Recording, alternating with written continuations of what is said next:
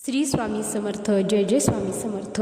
नमस्कार मंडळी, आपल्या शाहू विजय या आध्यात्मिक परिवारात तुमचं मनापासून स्वागत आहे.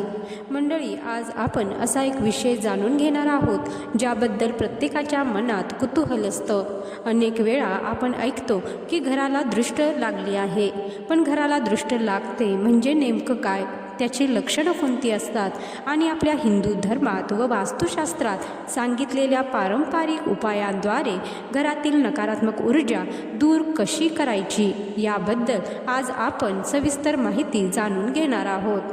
त्यामुळे हा व्हिडिओ शेवटपर्यंत नक्की पहा. मंडळी, आपल्या शास्त्रानुसार प्रत्येक घर हे फक्त विटा आणि सिमेंटचं बांधकाम नसतं, तर त्या घरामध्ये राहणाऱ्या प्रत्येक व्यक्तीच्या भावना, विचार आणि ऊर्जेचा प्रभाव त्या घरावर पडत असतो. ज्या घरात रोज देवपूजा होते, नामस्मरण केलं जातं, मोठ्यांचा आदर केला जातो आणि आनंदाचं वातावरण असतं, त्या घरात सकारात्मक ऊर्जा वाढते अशी धार्मिक मान्यता आहे. पण जेव्हा एखाद्या व्यक्तीच्या मनात मत्सर, द्वेष आणि नकारात्मक भावना निर्माण होतात आणि त्या भावनेने ती व्यक्ती आपल्या घराकडे पाहते, तेव्हा त्याचा परिणाम घराच्या वातावरणावर होतो अशी पारंपरिक श्रद्धा आहे. याला सामान्य भाषेत घराला दृष्ट लागणे असे म्हटले जाते. अनेक लोकांच्या अनुभवानुसार घराला दृष्ट लागल्यावर काही संकेत दिसून येतात.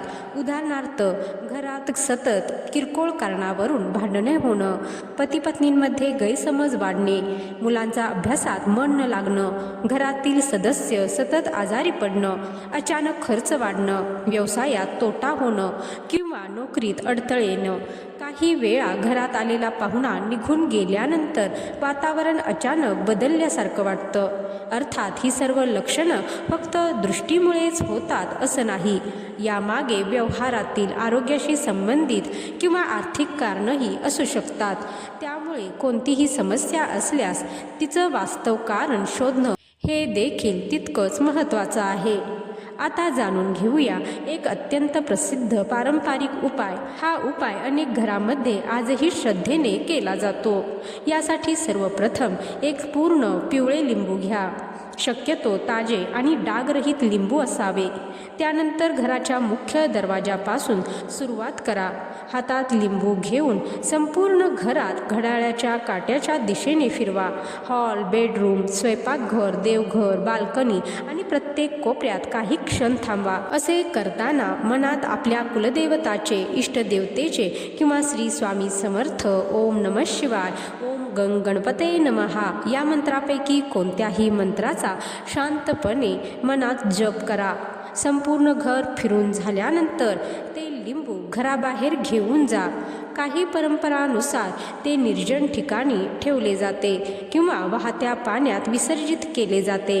आजच्या काळात पर्यावरणाची काळजी घेऊन ते योग्य प्रकारे जैविक कचऱ्यात टाकणे हा देखील योग्य पर्याय आहे. या उपायामागील मुख्य उद्देश म्हणजे श्रद्धेच्या माध्यमातून मनातील भीती कमी करणे आणि सकारात्मकतेचा विचार करणे.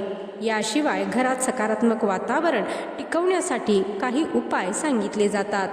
दररोज सकाळी स्नान करून देवघरात दिवा लावावा. संध्याकाळी तुळशीसमोर तुपाचा किंवा तेलाचा दिवा लावा. आठवड्यातून एकदा गुगल, लोबान किंवा धूप संपूर्ण घरात फिरवावा. नियमित रामरक्षा स्तोत्र, हनुमान चालीसा, श्री स्वामी समर्थ, तारक मंत्र, विष्णू सहस्त्रनाम किंवा आपल्या श्रद्धेनुसार कोणत्याही स्तोत्राचे पठण करावे. या गोष्टीमुळे मन शांत राहते आणि घरात भक्तिमय वातावरण तयार होते. वास्तुशास्त्रानुसार घराचा मुख्य दरवाजा स्वच्छ ठेवणे, तुटलेल्या वस्तू घरात न ठेवणे, देवघराची स्वच्छता राखणे आणि घरात पुरेसा प्रकाश व हवा येईल याची काळजी घेणेही महत्त्वाचे मानले जाते. कारण घर स्वच्छ आणि प्रसन्न वातावरणामुळे मनावरही सकारात्मक परिणाम होतो. काही घरांमध्ये मुख्य दरवाजावर आंब्याच्या पानांचे तोरण लावण्याची परंपरा आहे. धार्मिक मान्यतेनुसार हे शुभ मानले जाते. त्याचप्रमाणे दरवाजासमोर रोज रांगोळी काढणे, उंबरठ्याची स्वच्छता ठेवणे आणि देवाचे स्मरण करणे हे देखील शुभ मानले जाते. मंडळी, एक गोष्ट विशेष लक्षात ठेवा. कोणत्याही प्रकारची अंधश्रद्धा बाळगू नका. जर घरातील एखादी व्यक्ती वारंवार आजारी पडत असेल तर डॉक्टरांचा सल्ला घ्या. आर्थिक समस्या असतील तर योग्य नियोजन करा. कौटुंबिक वाद असतील तर शांतपणे संवाद साधा. धार्मिक उपाय हे श्रद्धेचा भाग असू शकतात, पण त्याचबरोबर योग्य कृती करणे हे देखील तितकेच आवश्यक आहे. खरं पाहिलं तर आपल्या घराची सर्वात मोठी शक्ती असते ती म्हणजे प्रेम, विश्वास, एकता आणि देवावरील श्रद्धा.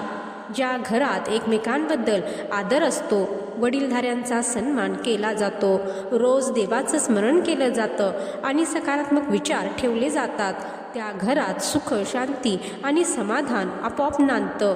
म्हणूनच जर तुम्हाला असं वाटत असेल की घरात नकारात्मकता वाढली आहे तर घाबरून जाऊ नका. श्रद्धेने देवाचं नामस्मरण करा, घर स्वच्छ ठेवा, सकारात्मक विचार करा आणि आवश्यक ते व्यवहार्य निर्णय घ्या.